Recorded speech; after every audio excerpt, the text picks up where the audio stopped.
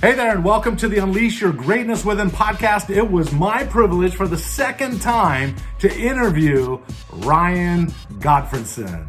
You already know. My passion and my mission to help you unleash your greatness within. My heart goes out to the underdogs that's on their way. If you think you can go from good to great, okay, let's motivate. GreatnessWithin.com. DJ Hoisington. GreatnessWithin.com. You see, Ryan is the best-selling author of a book called Success Mindsets. He's also the author of a new book, which is what we're going to talk about in this interview today, called The Elevated Leader. And if you know me, I tell you what, I'm all about the whole person approach and developing elevated leaders. So this was a great book for me to read.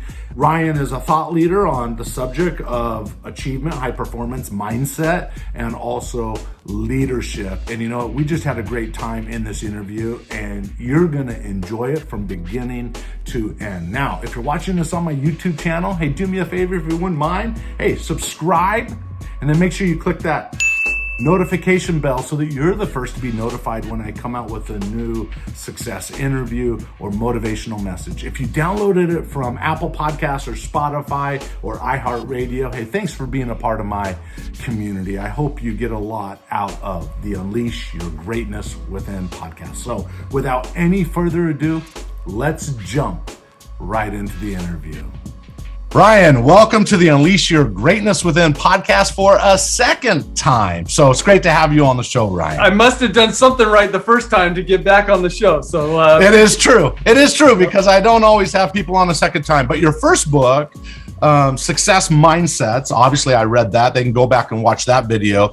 Great book, tons of great information in there that is useful for anyone seeking to get to the next level. But I got to tell you, your new book, which is what this podcast episode is about, it's called The Elevated Leader, right? Did I get that right? I'm not looking at it right now. That's it. Yep.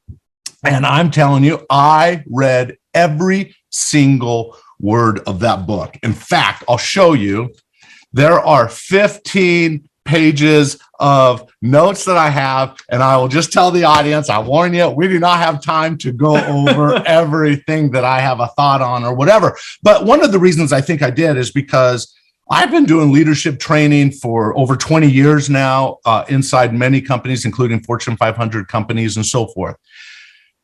And I resonated with a lot of your concepts and ideas. There were some patterns in the book that I noticed. Tell me if I'm right or wrong here, and then I want you to just dive into it and share with us. But I noticed seem like, I'm being general here, but the first half of the book was really about distinctions of leadership and learning. I felt like the second half of the book is where we get into the real self-help stuff, right? The real dig in deep, figure out how to get ahead from really uncovering some beliefs and so forth, and really re-encoding, as you would say, re-encoding some of those life experiences and so forth in a more effective way. So without getting ahead of myself, tell us, Ryan, first of all, do a quick intro, like maybe a few lines, sentences or so forth, and then jump into the book and let's give us an overview, would you? yeah, so the book is The Elevated Leader, Level Up Your Leadership Through Vertical Development. Yeah. And let me give you a couple of statistics that I find really interesting. So 75% of employees say that their boss is the most stressful part of their job. 71% of organizations do not trust their current leaders to navigate their organization successfully into the future. Yep. And 75% of organizations cannot agree that they are effective at developing their leaders. Right? So these statistics suggest to me is that leaders are not as good as we need them to be. And leadership development is broken. And this book is designed to help us to understand the whys behind these numbers. And to really just kind of kick it off the top is what we don't appreciate enough is that there are two different forms of development that we can engage in to improve ourselves. One form of development is called horizontal development. Now, I would say that at least 95% of all development efforts are horizontal development. So horizontal development is improving our knowledge, our skills, and our capabilities. So, for example, we were just talking before we hit record. TJ, your sons are studying finance at the same school where I got my undergraduate degree in finance. So one of the things that they are learning in their classes is they're gaining knowledge and skills around finance. They should know how to do a pro forma projection. That's what I learned getting my degree. And that what horizontal development is and what this is it's adding an app onto our iPad. That's great, right? I could download the Proforma Projections app onto my iPad. That broadens my functionality. This is fantastic. We need horizontal development. We need to learn different knowledge and skills, but it has a significant limitation. If I learn how to do a Proforma projection, does that enhance my capabilities of navigating stress, pressure, uncertainty, and complexity in the workforce, right? I think you said your son is working with an investment bank, right? Mm-hmm. Does learning how to do a pro forma projection allow him to more effectively navigate the pressure and the politics of the workplace? I don't think so. No. Right? If we want that, then we need this second form of development. It's called the vertical development. Vertical development is not adding an app onto our iPad. It's upgrading our internal operating system. It's elevating our capabilities to navigate change, pressure, uncertainty, and complexity so that we operate at a higher level. So what research has found is that people can operate at one of three vertical altitudes. And what this research has found is that 65% of all adults operate at the base level. 35% operate at the second level, and only 1% operates at that third level. And so to your point is going back to the book, and we'll stop and debrief all of this, but sure. Is the first half of my book, The Elevated Leader, is introducing what is vertical development and what are these three mind levels. Then the whole second half of the book is, okay, that's great. If I want to elevate, how do I do so? Right. But does that make sense as we talk about just this difference between horizontal and vertical development? Okay, let's pause there, because you use the example in the book that learning how to be a better active listener is horizontal learning, but it doesn't lead to vertical development.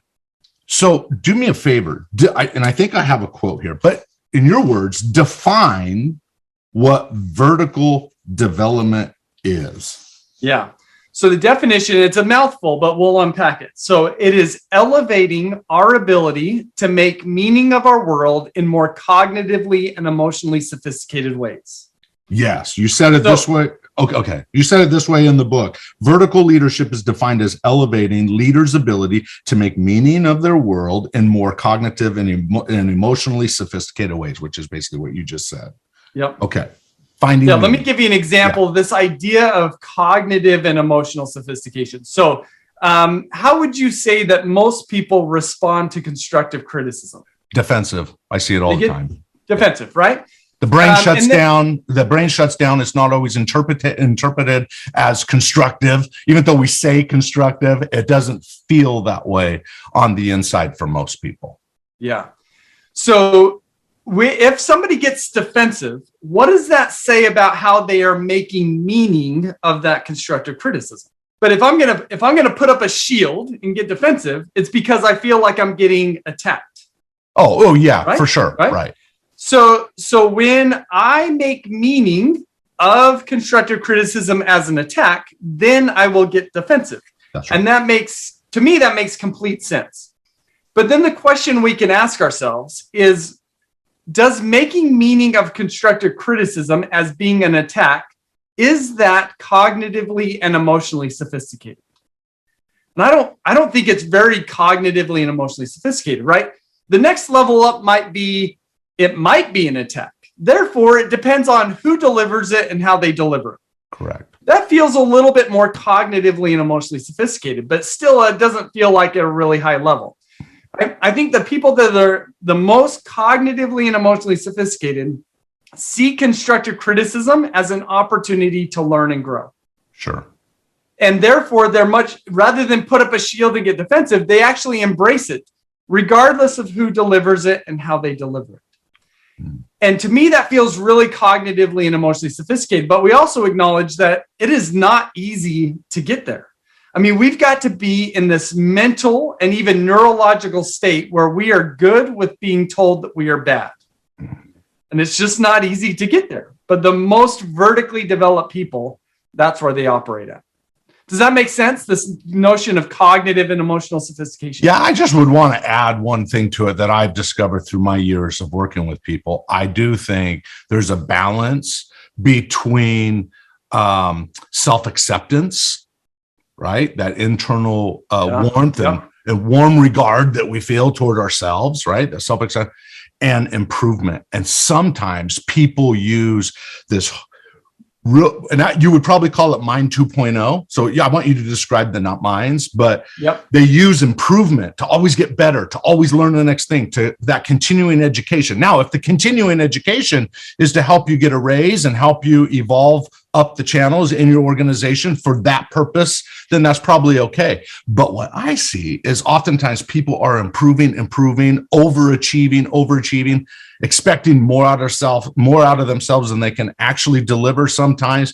And they use that effort for perfection or overachievement to justify their self-worth.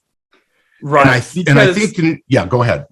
Well, because I think what you're touching on is a lot of that effort and energy is spent covering up an underlying insecurity. Amen. Right? 100%. That's it. So let me give you an example. I'm working with an executive team right now. And during the first coaching call I had with the CEO, I asked the CEO why he started his business. His business is now 1,000 employees, has had record growth over the last 2 years. And I asked him, why did you start your business? And he said, to prove others wrong. And it's, what is that saying? And later in the call, he was great. He was willing to be vulnerable. And he said something I've now heard multiple CEOs say. And he said, I try not to let anyone know this, but deep down, I'm a really insecure person. And I see that here, right? The improvement, they're using this to be at the top to prove their value. And what I think you're saying is what I've tried to say for many years is separate the two. You're not what you do. You're more innately, you have more worth than what you're doing. Any thoughts around that? Well, yes. And I'll steal your phrasing because I think horizontal development is focusing on improving our doings. Correct. Vertical development is focused on improving our being. Yes. And that's what I think when I say those statistics, such as 75% of organizations don't think that their leadership development efforts even make a difference.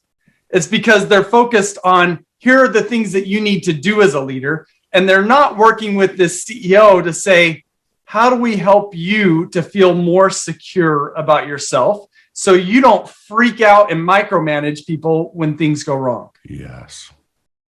And thus far, we're not having those conversations and not engaging in those efforts. I think some of us are having those conversations, but I would say that, like you said, 99%, 98% are not getting there. Yeah, I am all about the whole person, and I think you're there as well now, the whole person approach and helping leaders do that. So a couple thoughts. Let's jump into this. So what's the difference between, just define it, the 1.0 mindset or mind 1.0, mind 2.0, mind 3.0? Yeah. So we've got these three levels, and this has been comes from research for over the last 60 years in the field of developmental psychology. And what we find is that at each of these levels, and I call them, as you mentioned, mind 1.0, mind 2.0, and mind 3.0, because at each level, our body is programmed with a different internal operating system. Stated differently, at each level, we are programmed to fulfill different needs. So mind 1.0 is what I'm now calling a good soldier mode. That's when we're here, our body is programmed to fulfill the needs of safety, comfort, and belonging. Yes. right? In other words, I want to stand in. I want to be accepted. And what we know about Mind 1.0 people is that they'll join groups. It could be a social group, a family, a religion, an employer. They will join these groups and they will essentially say, okay, I don't really want to take charge here, but I'll give you my power and independence to a leader or to a group leader. And you just tell me what to do and I will go and do it, provided you keep me safe, comfortable, and feeling like I belong. And this is where 65% of all adults operate from. Yeah. And it doesn't make them bad people. It's just they're operating through this operating system of needing safety, comfort, and belonging. I think most people are there. Yeah. Even some in leadership roles. Case example. I will sometimes in my executive coaching calls ask, how often do you speak up in a meeting when you might have a better idea, but you hold back from saying it in the meeting? Mm-hmm. I get a lot of mid-level managers and so forth, especially if there's someone of higher authority in the room, will not speak up. And then I just imagine all the good ideas. So what I end up telling the executives is that you must, and I'll pull them aside or I'll do a Zoom call with them. And the leaders of the organization say, you all need to do a better job of encouraging conversations. More information is better than lack of information. How can you draw that out of your people? Because I'm on all these other phone calls if I'm working with a specific organization and they're telling me they're not saying stuff. They're not being asked to. They don't even know if they're expected to say anything, so they don't. So I'm over here telling them to speak up more. I'm telling them over here to create an environment where they will speak up more. Anyway, any thoughts on that? No, I think you're spot on. Let me just add another example. Is one of the ways that I commonly see it is that leaders have a tendency, some leaders, those that operate at this level, have a tendency to only do what has worked in the past. And they are unwilling to grab hold of what might work in the future, because letting go of what's worked in the past and grabbing onto something new is unsafe, uncomfortable, and it may put us in a position where we may not belong. Correct. Yeah. So that's this Mind 1.0 level. The next level up, and you're going to see a dramatic shift in these needs as we level up. And every level has this dramatic shift. But at this Mind 2.0 level, our needs, our internal operating system becomes programmed to stand out, advance, and get ahead. Yes. In fact, we are willing to be unsafe, uncomfortable, and not belong in order to stand out, advance, and get ahead. And so when we're here, we shift from being what we might call a dependent thinker at Mind 1.0 to being an independent thinker. We now start to stand upon our own 2 feet with our beliefs. We push away from this group that we've been a part of. And we recognize that there's a whole bunch of Mind 1.0 people that are willing to give of their power and independence. And I could take that and I could use that or use them to help me stand out, advance, and get ahead. Now, research on executives have found that 85% of executives operate at this Mind 2.0 level, is that they are wired to stand out, advance, and get ahead. Oftentimes, they're focused on, we need to hit goals, we need to hit outcomes, right? So another executive team that I'm working with right now, in fact, I had a phone conversation with the COO yesterday, and she said, we've got to hit double-digit growth every year. And that's what we're driven to do. And I said, and she's been through some of my coaching before, and I said, is that a Mind 2.0 mentality or is that a Mind 3.0 mentality? And this is about, you want certain financial outcomes. And that's not a bad thing, but as we talk about Mind 3.0, we'll see why that might be limited. So that's Mind 2.0. Mind 3.0 is when we now change our needs to, instead of standing out, advancing, and getting ahead, we're wanting to contribute, add value, and lift others. We're moving from Mind 2.0 is when we're a progress maker. At Mind 3.0, we're a value creator. Now at Mind 3.0, leaders aren't concerned with the outcomes. Well, I should say they're not concerned. They're less concerned about the outcomes, and they're more concerned about the value that they're creating, the bigger purpose. And what they recognize is that, look, if we want to have double-digit growth year over year, that means we need to add greater value to the marketplace. And this COO that I talked to yesterday, she was just like, we need double-digit growth, so we are going to try to acquire an external company. And I said, how is that going to make you add any more value to the marketplace? And she's like, I don't know. Right? So she's somebody that was operating at this Mind 2.0 level. Now, there's only 8% of executives and 1% of all people that operate at this Mind 3.0 level, where we're programmed to contribute, add value, and lift others. And that's different, right? Mind 1.0 is I want to stand in. Mind 2 is I want to stand out. Both of those are inward focused. It's only when we get to that Mind 3.0 level that it's now outward.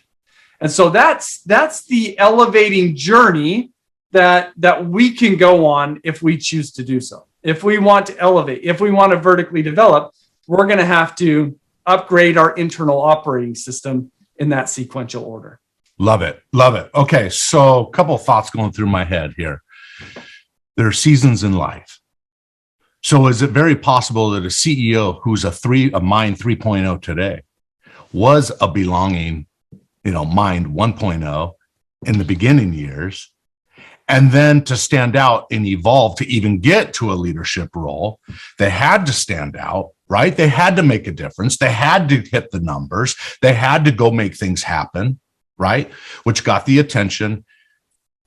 But it seems like the visionary leaders that I work with, right? And you have a few examples in your book as well, are at that 3.0. They recognize that it's about the people. They recognize it's about helping people buy into the purpose and not just into the activity, if you will. And so, but would you agree with this? We need people to buy into the activity. We need people to drive forward. And it's those future people that will hopefully evolve to a 3.0. So I guess the question is, can you be in a mindset in a given week, day, hour, whatever, where you oscillate between Mind 1, Mind 2, and Mind 3? Yeah.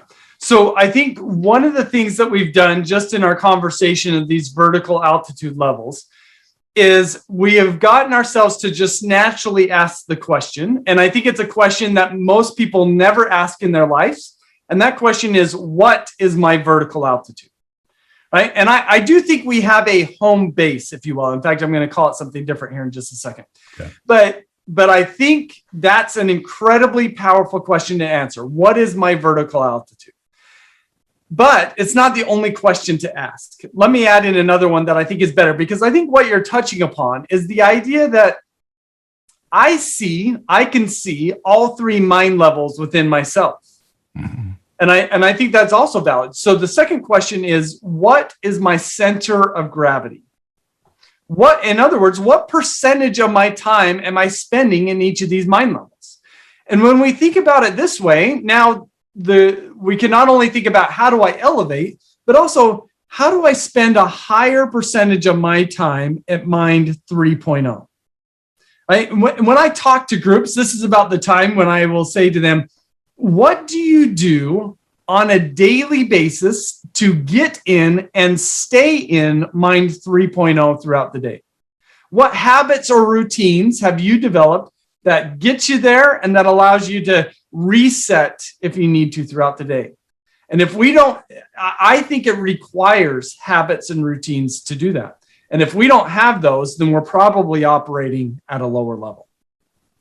Can you give me a picture of what maybe someone's patterns would be in a given day at a 3.0? The reason why I asked that, and I know I'm putting you a little bit on the spot there, but when you're serving shareholders, use the example of Jack Welch in the book. Yeah. Who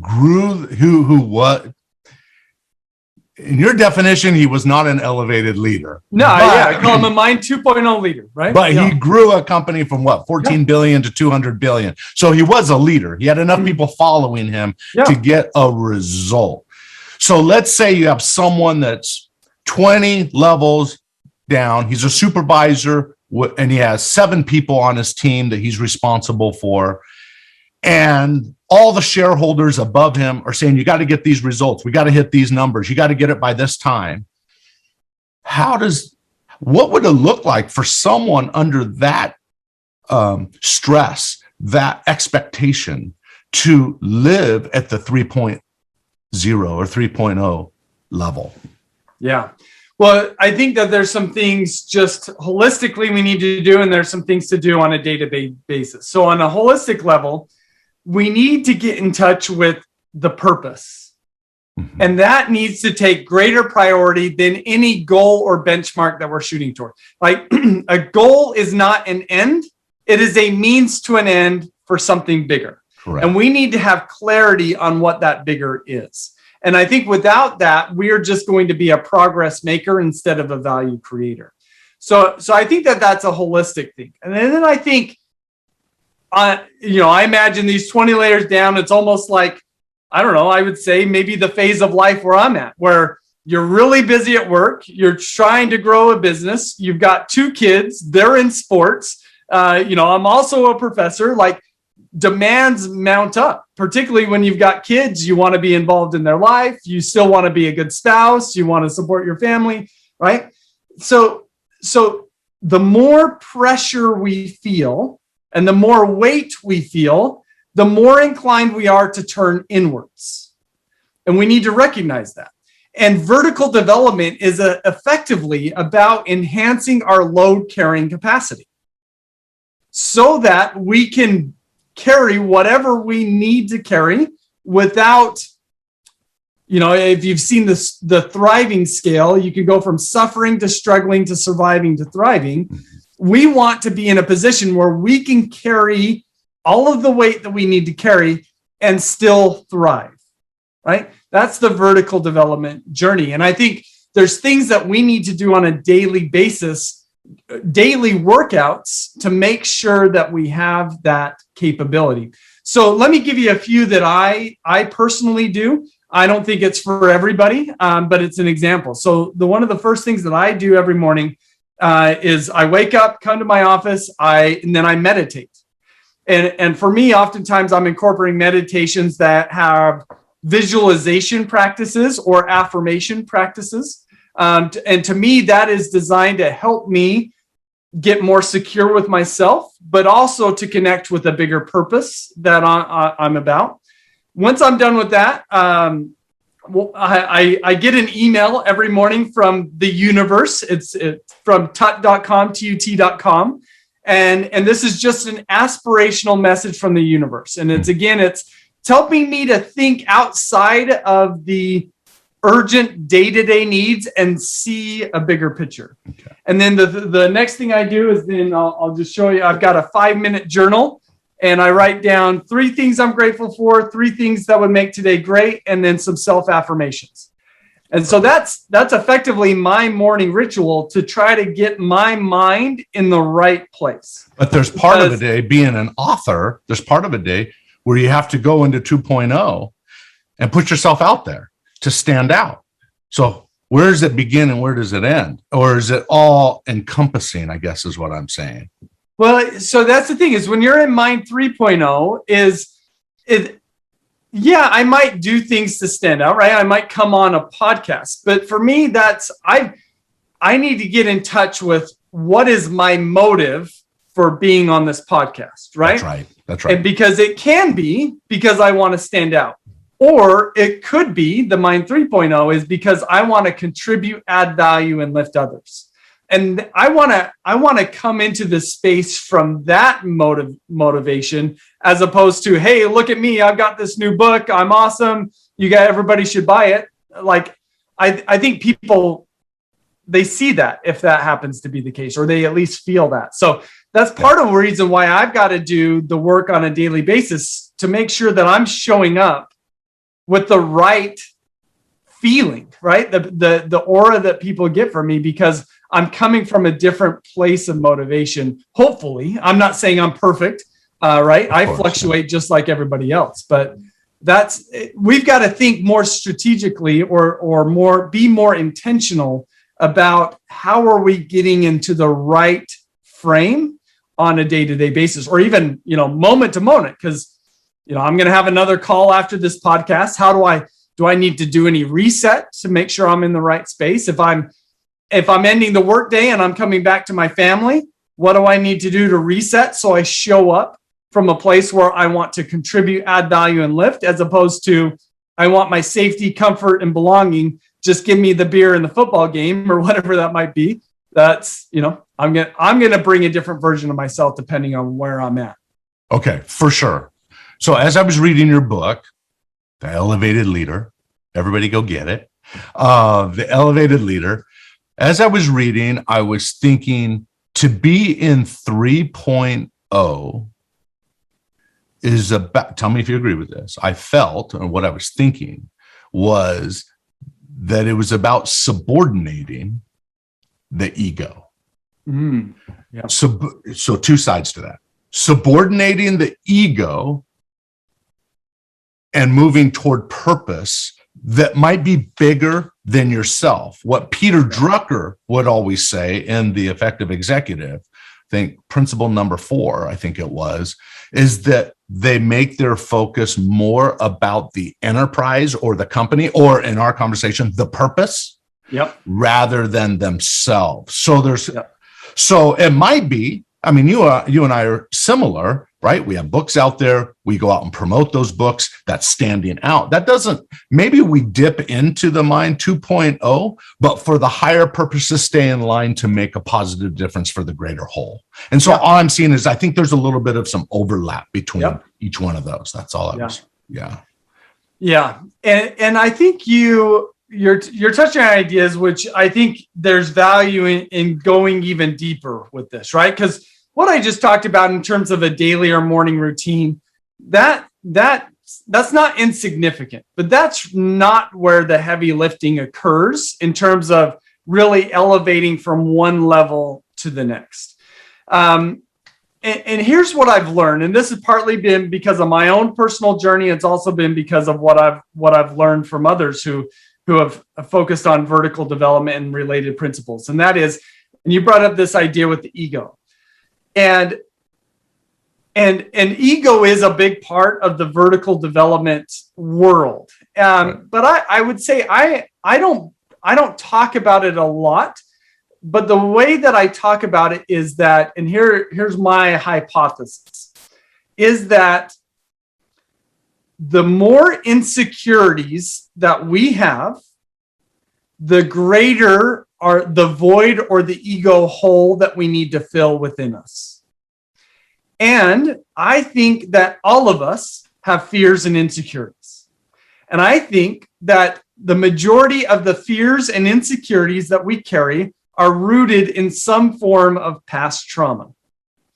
And to me, this is where really the beautiful message of the idea of vertical development comes out. And that is, if we truly want to elevate, ultimately, we've got to heal ourselves. And for me, vertical development is a healing journey. It's healing from our past traumas, the things that we've been through, and trauma can mean a wide variety of things. But it's healing from our trauma, our fears, our insecurities, which are all related, so that we can operate from a place of security as opposed to a place of insecurity. And when we do that, now our motives are able to be, if you will, more pure. It's less about us, or to use your words, the ego, and it's more about just contributing, adding value, and lifting others. And so I learned that if I want to go higher in my vertical development, I've actually got to go deeper in terms of my introspection and my healing. The more I could go, the deeper I go inside, the higher I could go in terms of my vertical altitude. That's true. You say in terms of the stress and trauma, well, I won't say you say this.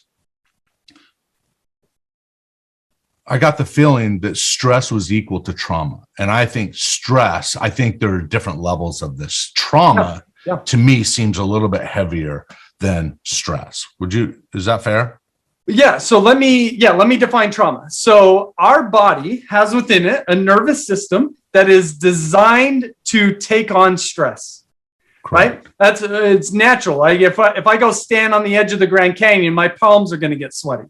Yeah, right? and I would say that if you're not stretching and you're not getting outside your comfort zone where you feel anxiety, tension, feedback, hence stress, you're probably not growing, you're not evolving, and so forth. Okay, so keep going. Right. So perfect. So stress, our body is designed to take on stress. Yes. Now, I also think it's important to recognize that different bodies have a different stress carrying capacity. Okay. Partly because of how they were raised and other factors. Trauma is when we experience a situation where the stress associated with that situation exceeds our body's capacity to deal with that stress.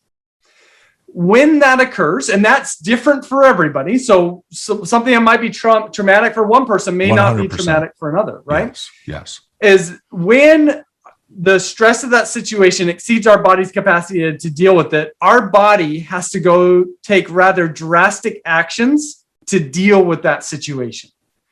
And those drastic actions are neurological. Like one of the first dominoes that fall is what's called dissociation. Mm-hmm. So dissociation is when our mind disconnects from our body. Commonly numbing is an example of dissociation. And this is something that regularly occurs when somebody experiences trauma. They numb out, right? And it is a protection mechanism for them in the moment. Mm-hmm. But that disconnection, that breakage actually will continue until healing occurs. Correct. And so what we're actually learning more and more in terms of the neuroscience behind vertical development is that the more disassociated we are between our minds and our bodies, the reduced capability we have of actually being self-aware. So I would say it's almost 10% of all coaching calls that I have with executives. We get to a point in kind of a process, and I get to the point where I ask them, and it's a natural question to ask at this point in time, but I ask them, what fears are going on for you here? Mm-hmm. And 10%, at least 10% of executives, they'll kind of stop me and say, whoa. I don't know, but I don't know about you, but I don't have any fears. I am not driven by fear. And this always leaves me scratching my head thinking, do you not have fears, or do you just have a hard time connecting with your fears? Are you human? Immediately, that's an example of this person I'm dealing with has some form of dissociation that's going on. And there's something that they're protecting underneath there. And whatever it is they're protecting is wreaking havoc on all of their leadership. And they are having a hard time seeing it. Right. And so that's why. So if we want to vertically develop, that's where we've got to actually heal our body's nervous system. I was just thinking about disassociation. As I was reading your book on this, I went through all the disassociation and different aspects of the whole chapter on trauma and so forth, mm-hmm. which is really, really deep. And I loved it because I'm a researcher at heart. I've often taught people, and I have a few videos out where I've said, when you have a setback in the moment, it's good to disassociate. You used the term a few minutes ago, momentary, it might be fine, or something to that effect. And I think that's just for the audience's sake, I think that's the distinction.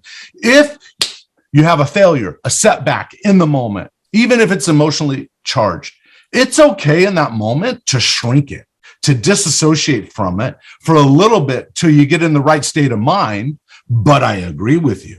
You have to go back to it and resolve it, because as long as you just let that be disassociated without finding a resolution to it, that can equal pain in other areas of your life. So your definition of what you describe in the book of disassociation is more clinical, I would say, whereas my type of definition I'm sharing with people is, hey, in the moment, disassociate, shrink the bad, blow the good out of proportion. What depressed people do is they tend to focus and laser focus sometimes on the negative, overthinking, and they focus on that as the main thing and shrink the good. So the key is being able to change between the two. But I get what you're saying. Some people get numb, they get disconnected because they're like 100% avoid over time, and that can create a problem. Did I say that okay? Yeah. Well, let me give you a different context to even hopefully shed some more light on this. So, my first book, as you mentioned, was Success Mindsets, and this comes into the second half of this book here, because if we want to vertically develop, the best place to focus on is our mindsets, which is the root of our body's nervous system. So, there are 4 different sets of mindsets that I focus on. And some of the research that I've done on this, and I think you'll find this interesting, that I've compared the mindsets of people who are married, singled, widowed, and divorced. Mm-hmm. And one of the things that we found with the widowed people is that they are, compared to the other 3 groups, they are more outward, in the sense that they're more caring, they're more empathetic than those who have not lost a spouse, right? So there is in some ways, you might say there is any trauma that we go through. Oftentimes we come out stronger in some areas, but we also may come out weaker in other areas. For sure. So what we also found with these people who are widowers is that they are more prevention-minded than the other groups. So they're more focused on avoiding problems than on reaching goals, right? And that's part of their body's nervous system. They went through this trauma, which I'm sure is surely traumatic for almost everybody who loses a spouse, that there may be some benefits, but until they heal and go through like a healing process of their traumatic event, it's likely that they're going to move more prevention-minded, be more protective, which will actually hold them back from reaching their potential. And so they've got to, in terms of their healing journey, that's an area that they're probably going to need to focus on in order to, be the best version of themselves. And for some people, they're going to need therapy. For other people, they just need to get up and stop thinking about it and get to work, because it'll get clearer and clearer as you go forward, right? So everybody's vehicle that they use to resolve some of that needs to be resolved. But I'm a big believer that words perpetuate performance.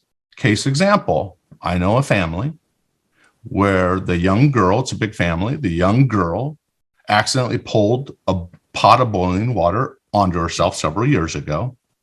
It gave her second and third degree burns. Horrible, right? We wouldn't think anything other than horrible. But 6-7 years later, the kids in that family still walk around and tell everybody how they have all received PTSD from that experience. For the military, for the U.S. Army, I've spoken for the Suicide Prevention Month and so forth. It's a real issue. PTSD is the hippocampus and so forth in the brain. I mean, it's a very difficult thing that I don't think have all the answers to, other than meaning is a great piece of the puzzle, finding meaning, right? Yep. But when I kept hearing these kids talk about how they got PTSD watching their sister go through that, first of all, I don't know if they could get PSD from that or not, because we all interpret in a unique way. Who knows what kind of mental changes people had or brain changes people had and so forth. Yeah. But I do think there's a tendency to speak the things we don't want to happen. One of the things I ask executives, I'll ask this question deep into our phone calls when it feels right. I'll ask, how have you contributed to the problems in your life that you say you don't like? And they go back and they think and go, what am I doing to create this? And I think repeating mantras that are not useful is, in a sense, creating more brittle people. Yeah. At some point, you have to learn from that, grow from it,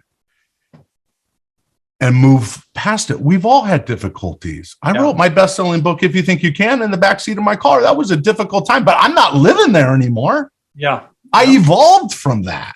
Yeah. And Tony Robbins, who I used to work for, would always say that the average adult is really an 11-year-old emotionally. So whether that's true, which speaks to cognitive and emotional sophistication, right? That's exactly what totally does. But I'm thinking, if we got to change our words, we got to change our intentions with the words we use, because you might keep a storm inside you alive by repeating things where at some point you need to come to peace with it. Say, as you said earlier in the interview, I learned from this. I grew from this. I'll be able to show more empathy to other people when they go through hard things. And now I'm going to use it as a tool for the rest of my life. Even in my darkest moments, the only tool I had going through some of those tough early days was the fact that I could tell a story. That I could tell a story of how difficult it is, because I knew probably 80% of the people out there could understand where I was coming from a feeling place, from a spiritual place, that because most people can relate to pain. Yeah. But at some point we have to mature, and we have to we get locked onto purpose. I'm listening to you. Get locked onto purpose, meaning, and evolve past some of those old word tracks that aren't serving us anymore. And I think we can stay traumatized and full of stress by hanging on those things. Anyway, I know I said a lot. Well, no, so you're spot on. So part of what you're saying is our word choice. It does matter. And right, another way we can think about this is our self-talk, our affirmations. These are all playing a role. And here's why that is our mindsets are the most foundational aspect for why we do what we do. Right? How we see the world shapes how we think, how we learn, and how we behave. Right. And our mindsets aren't just our attitude towards something. They're actually neural connections in our brain. Correct. And neural connections are a lot like our muscles, right?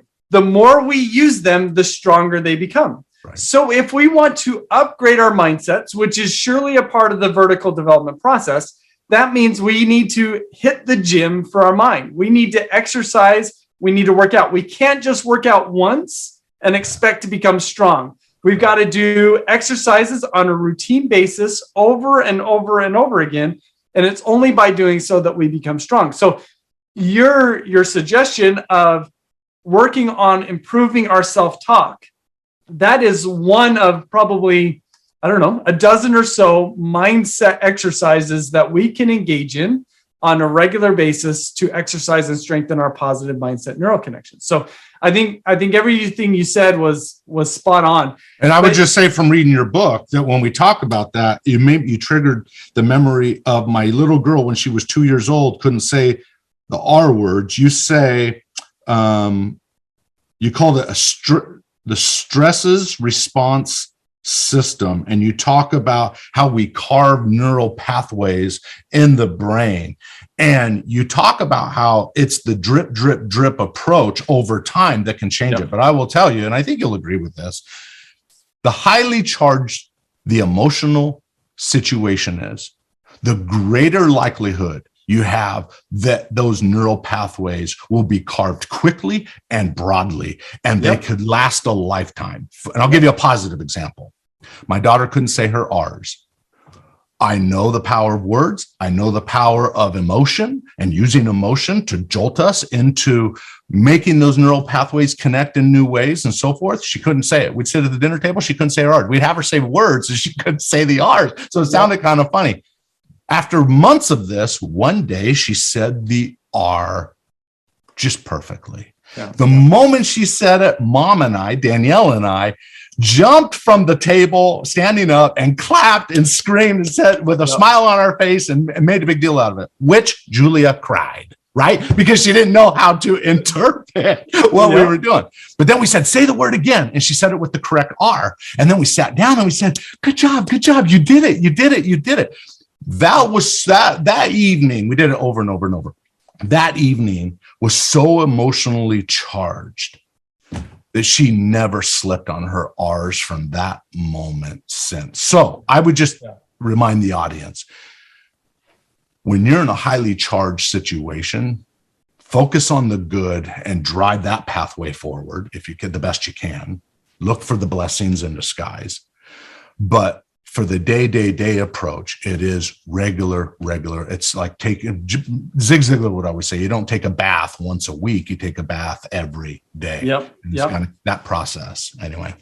Well, no, and to your point, and people feel daunted by the idea of shifting their mindsets, which I think is understandable. I would just because they don't know how. They don't know how to. Yeah. And I would never say that shifting your mindsets is easy. But here's what I would also say. Agreed. Shifting your mindsets is easier than you think it will be. Right? If I go in, I could go hit the gym and work out. Like what? It takes me 10 minutes to drive to the gym. It takes me at least 45 minutes to get a good workout. It takes me another 15 minutes to drive home.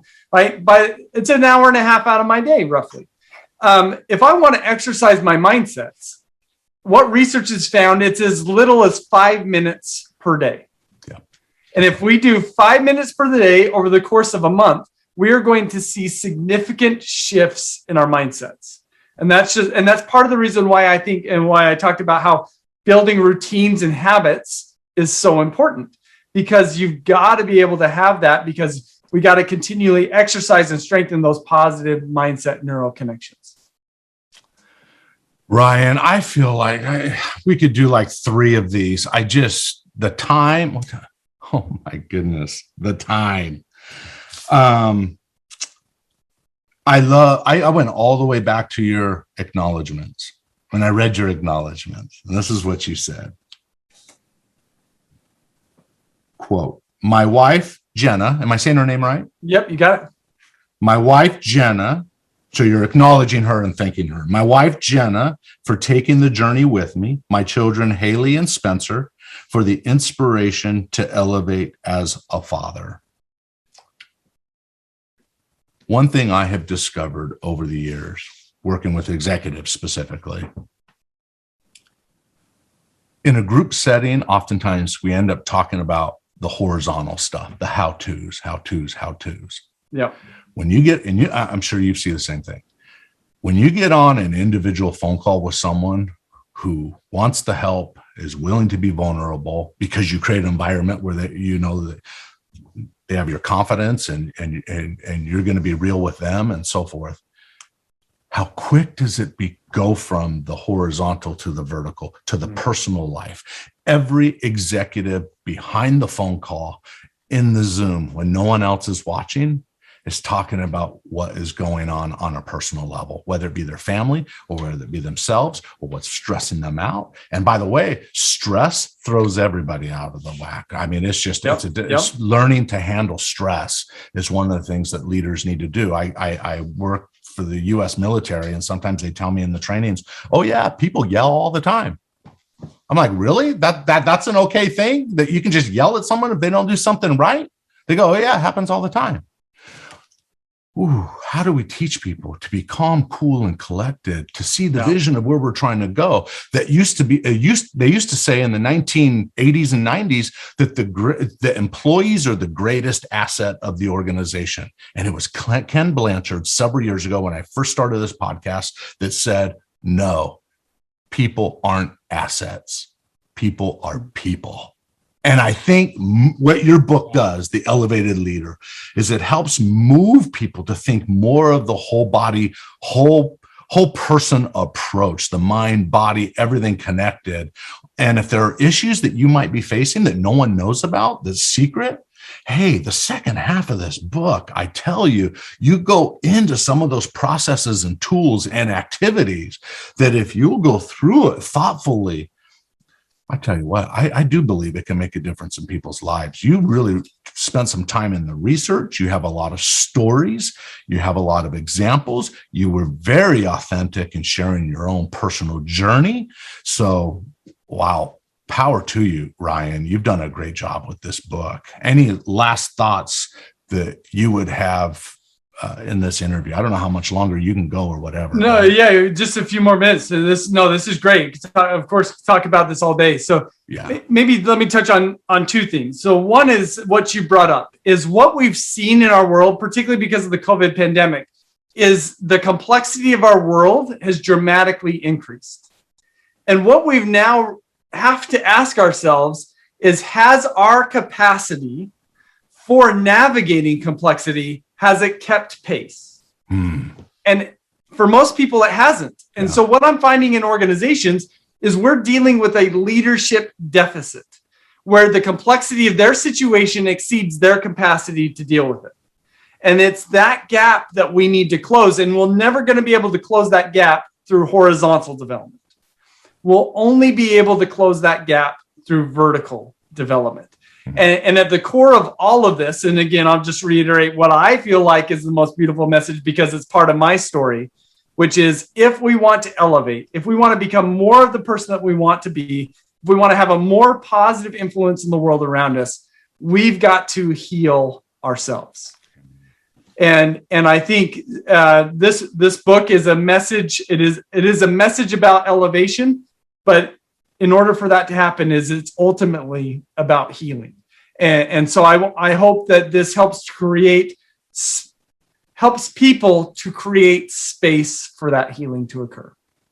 Agreed. Limitations are mental and self-imposed, but part of the healing process means we have to be able to go in and figure out what can be better, right? We're always asked to be better. I always tell my audiences, it's not my job to come in and shape up all you guys. It's not my job to come in and tell you to be better. How many of you believe it's important to love your family members? And everybody raises their hand. How many of you believe it's important to eat healthy? Everybody raises their hand. How many of you, it's important to be organized? How many of you believe it's a good value to work hard and be loyal and so forth? They all raise their hands. I said, see, you guys are already good. You don't need me to come in here and tell you how to be good. Here's the difference. You're good, but what does it take to be great? And what I think your book touches on is how can we get to that next level? And it's not going to come by getting the next sale. It's not going to come by getting the next result, as important as those things are. It's going to come in the quiet, pondering places of our minds and our hearts where we can heal and become a more full and complete person, that individual worth that we each have we don't need to prove ourselves, right? In the marketplace, you kind of do have to prove yourself to grow and so forth and to excel. But individually, you don't have to prove yourself. Yeah. And most of the things we fret about, most of the things we worry about don't come to pass anyway. So let's think a little bit bigger. When I was reading your book, the thought that kept going through my mind was abundance mindset, scarcity mindset, abundance mindset, scarcity mindset. So Ryan, you have put a lot of research in this. Again, I got all kinds of pages here that I wish we had more time for. Maybe we could do a part 2. Anyway, you did a great job with the book. I'll make sure we get this out to everybody. Hey, let our audience know where they could go to get the book and so forth.